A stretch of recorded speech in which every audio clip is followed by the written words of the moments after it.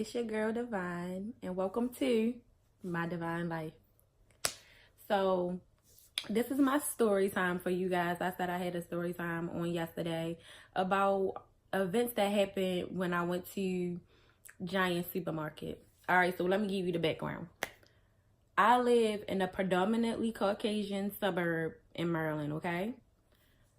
It's like a total of 3 supermarkets that are in my area, right?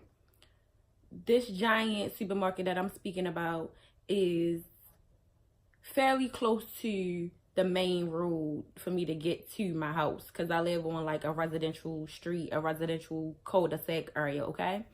So it's easier for me to go to this Giant as I'm coming home from getting the kids. So on this particular day, me and my daughter and my son were in Giant, and I wasn't picking up a lot of stuff. I was just picking up a few things. I cook damn near every night. So I was picking up some odds and ends that I needed to complete my meal for the night. So as I'm walking in Giant, this lady always stares me down. Like, when I say stares me down, I mean she watches me the whole entire time that I'm in the self checkout line, okay? So I see her and I just throw my eyes like, Lord. So I go and get everything that I need, and I'm like, should I get in the line? I contemplate on getting in the line, right? So I go and I look, and I see that, the line is crowded, and I really don't have that much stuff. So, like, why I'm going to go in the line when I really don't have that much stuff? So I'm like, all right, I'm going to go ahead and I'm going to go in the self-checkout. So this lady is the person that stands at, how somebody stands at the front of the self-checkout. This lady stands at the front of the self-checkout watching everybody. The same as in Target and everywhere else that have somebody standing at the self-checkout line. I don't have an issue with that. So I go to the line, and because this lady watches me all the time, I tell my daughter, because my daughter, you know how you walk up to the self-checkout? My daughter is literally standing right here next to me, but she's facing me. So her back is facing the checkout. I tell my daughter, I say, step back. So she looks at me like I'm crazy. I'm like, no, baby. I'm like, step back, because I want this lady to be able to see everything that I'm doing, because she already watches me like she thinks that I'm stealing. So I want her to be able to see that I'm not stealing. So my daughter backs up. I'm bringing the stuff up. So as I'm bringing the stuff up, I'm not putting everything in the bag. Some stuff I'm bringing it up and I'm sitting it right there on the counter, and then I'm putting it in the bag, right? Because I like to bag my stuff a certain way. So I have 2 things of lunch meat, 2 different types of turkey lunch meat, because that's really the only lunch meat that my family eats. I ring up the one turkey lunch meat and I sit it right here on the counter. I ring up the other turkey lunch meat and I'm going to put them both in the bag, right? So the lady walks over and she's like, you putting something in the bag that you didn't ring up. Skirt, back up. No, I'm not. Yes, you are. I just saw you. Issue number 1. If you thought that I was putting something in the bag that I didn't scan, why wouldn't you immediately walk over and say, excuse me, ma'am, can I see the computer screen? And look at the computer screen before you accuse me of stealing something. You know what I'm saying? I don't need to steal food. That's nothing I need to steal, okay? So she's like, did you rung up something? I mean, you put it in the bag and you didn't ring it up. No, you're wrong. So then she just looks at me. And then she turns around and she looks at the screen. And she sees that I indeed did ring up those 2 things of lunch meat that are I was attempting to put in the bag. So then she just looks at me, does not apologize, just simply like, oh, you did ring it up, and walk away and go walk back up to the front, where she stands and watches everybody. So instantly I have an attitude. Instantly I'm boiling, because little stuff like that happens to me in this county, and majority of the time, I let it run off my lower shoulder. I don't really do too much. I let it rub off my shoulder and I just keep going for real. But this particular time, I was like, no, I'm calling Giant, because this lady eyeballed me every goddamn time I come in here, and I don't steal. So it's no need for you to eyeball me like that. I have witnessed someone stealing out of Giant, and she didn't see them because she was watching me. So, no, I'm calling Giant. So I called Giant Corporate, and you know, they take all my information, what happened and everything, and apologize, of course. And, oh, someone's going to get back to you. So I'm like, okay.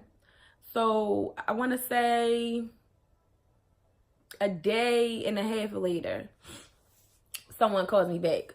And it's the assistant manager at that location, that Giant location.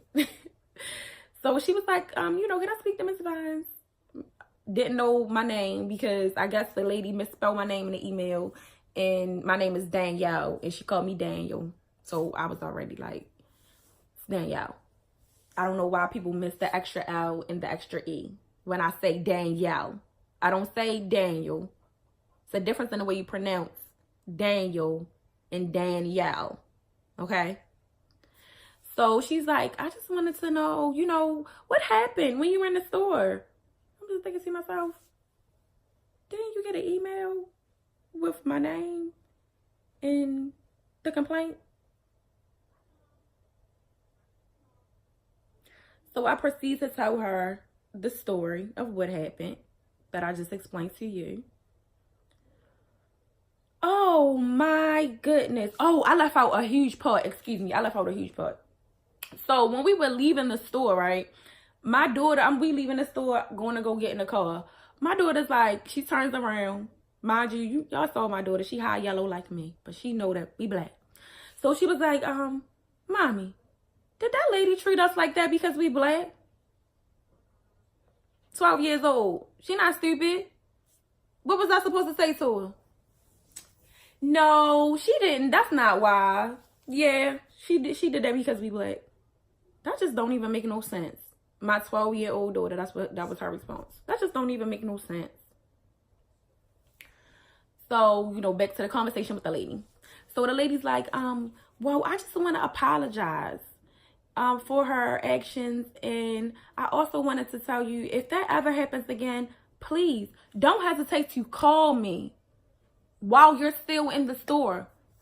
Call me or, you know, another manager, you know, and let us know. So I'm like, okay, that's fine. That was it. That was all I got. I'm not saying I'm dissatisfied with you know, what I got, the outcome or whatever. But I just feel like, I don't know, a little bit something more should have been done. Like, do y'all care that y'all make people feel some kind of way when we walk into an establishment? That don't make me want to spend my money there. It makes me not want to come there. And because that's the closest Giant to my house, I can go to another market. I can go to Weiss. But Weiss is a bit more expensive than Giant. I can go to Shoppers. But Shoppers is further from my house than Giant. So I guess from now on, I'm going to just have to inconvenience myself so I can be comfortable when I go to the market. So, y'all, that was my story time for today. If y'all have any questions, comments, concerns, let's geek down in the comments. Whatever you need to say to me, say down there. That situation that shit pissed me off. Like, it really pissed me off. Like, granted, I'm not always cute like this when I go outside. You know, I might have on sweatpants.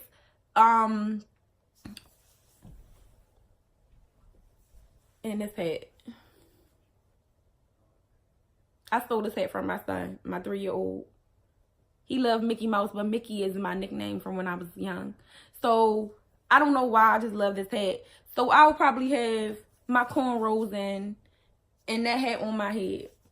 And I'm with my kids. Sweatpants, probably some Uggs or a pair of tennis shoes. Granted, I'm not always put together, but does that make a difference in the way that I'm treated? Why should it make a difference in the way that I'm treated? Anyway, y'all have a good rest of your day.